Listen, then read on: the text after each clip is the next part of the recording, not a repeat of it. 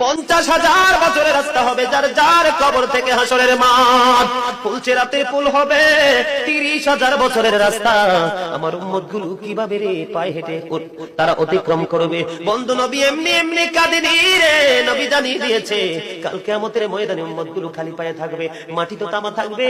ও বন্ধু, তাদের শরীরে কোনো পোশাক থাকবে না, উলঙ্গ অবস্থায় থাকবে।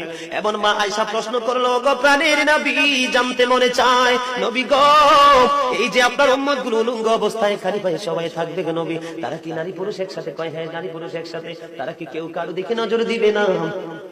এবার আমার নবী বলেছে, আয়েশা রে, কেমন করে নজর দেবে রে আয়েশা? বন্যার পানি যেমনি প্রবল বেগে বৃদ্ধি পেয়ে পৃথিবীর মানুষগুলোকে গ্রাস করে ফেলেন, কাল কিয়ামতের দিন এই জাহান্নামের আগুন মানুষের দিকে বন্যার মতো প্রবল বেগে ছুটে এসে মানুষকে ঘিরে ফেলবে।